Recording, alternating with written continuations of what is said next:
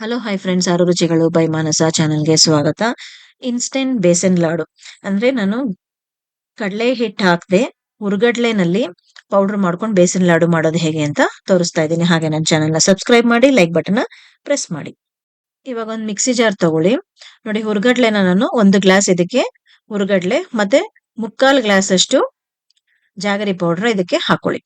1 glass same glass ಅಲ್ಲಿ, ಅದೇ glass ಅಲ್ಲಿ 3/4 ಗ್ಲಾಸ್ ಅಷ್ಟು ಜಾಗರಿ ಪೌಡರ್ ಅದನ್ನು ಹಾಕೊಂಡು, ಉಂಡೆ ಬೆಲ್ಲನಾದ್ರೂ ಹಾಕೋಬಹುದು, ನೀವು ಪುಡಿ ಬೆಲ್ಲನಾದ್ರೂ ಹಾಕೋಬಹುದು.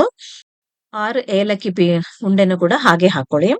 ಮತ್ತೆ ಇದಕ್ಕೆ ಪಚ್ಕರ್ಪೂರ ಒಂದು ಚಿಕ್ಕದು ನೋಡಿ, ಇಷ್ಟೇ ದಪ್ಪ, ಅದನ್ನ ಪುಡಿ ಮಾಡಿ ಹಾಕೊಳ್ಳಿ.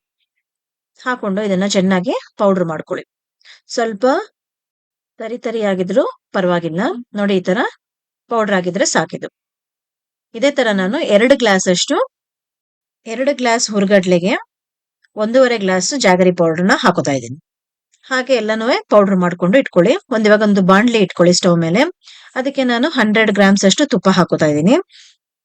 ತುಪ್ಪ ಸ್ವಲ್ಪ ಜಾಸ್ತಿ ಹಾಕೊಂಡಷ್ಟು ನಿಮ್ಗೆ ಟೇಸ್ಟ್ ತುಂಬಾ ಚೆನ್ನಾಗಿ ಬರುತ್ತೆ. ಅದಕ್ಕೆ ನಾನು ಬಾದಾಮಿನ ಈ ತರ 100 ಗ್ರಾಮ್ಸ್ ಅಷ್ಟು ಸ್ಮ್ಯಾಶ್ ಮಾಡ್ಕೊಂಡು, ಅದನ್ನು ಕೂಡ ಮತ್ತೆ ಜೊತೆಗೆ ದ್ರಾಕ್ಷಿ ಕೂಡ 50 ಗ್ರಾಮ್ಸ್ ಅಷ್ಟು ಹಾಕೊಂಡು ಚೆನ್ನಾಗಿ ಇದನ್ನ ಫ್ರೈ ಮಾಡ್ಕೊಳ್ಳಿ. ಎಣ್ಣೆನಲ್ಲಿ ಸ್ವಲ್ಪ ಚೆನ್ನಾಗಿದು ಫ್ರೈ ಆಗ್ಲಿ. ಅದು ದ್ರಾಕ್ಷಿ ಸ್ವಲ್ಪ ದಪ್ಪ ದಪ್ಪ ಆಗುತ್ತೆ, ಅಲ್ಲಿ ತನಕ ಫ್ರೈ ಮಾಡ್ಕೊಳ್ಳಿ. 2 ಜೊತೆಗೇನೆ ಹಾಕೊಂಡು ನೋಡಿ, ಆಲ್ರೆಡಿ ದ್ರಾಕ್ಷಿ ಎಲ್ಲ ದಪ್ಪ ದಪ್ಪ ಆಯ್ತು. ಇವಾಗ ಚೆನ್ನಾಗಿ ಕ್ರಿಸ್ಪಿಯಾಗಿ ಆಗಿದೆ. ಇವಾಗ ಇದಕ್ಕೆ ನಾವು ಗ್ರೈಂಡ್ ಮಾಡ್ಕೊಂಡಿದ್ವಲ್ಲ ಹುರ್ಗಡ್ಲೆ ಜಾಗರಿ ಪೌಡರ್ನ, ಅದನ್ನ ಹಾಕೊಳ್ಳೋಣ.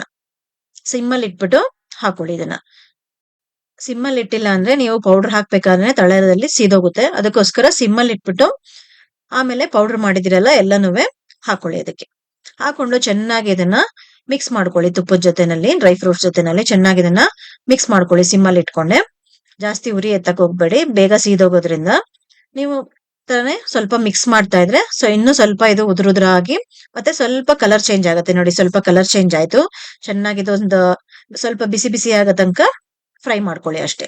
ತುಂಬಾ ಜಾಸ್ತಿ ಫ್ರೈ ಏನ್ ಬೇಡ. ಇದು ಒಂದು 2 ಮಿನಿಟ್ಸ್ ಫ್ರೈ ಮಾಡ್ಕೊಂಡ್ರೆ ಸಾಕು. ಈ ತರ ಕಲರ್ ಚೇಂಜ್ ಆಗುತ್ತೆ, ಆಮೇಲೆ ತುಂಬಾ ಉದುರಾಗಿ ಆಗೋಗುತ್ತೆ. ಇದು ಅಲ್ಲಿ ತನಕ ಫ್ರೈ ಮಾಡ್ಕೊಂಡು ಸ್ಟವ್ನ ಇವಾಗ ಆಫ್ ಮಾಡ್ಬಿಡಿ.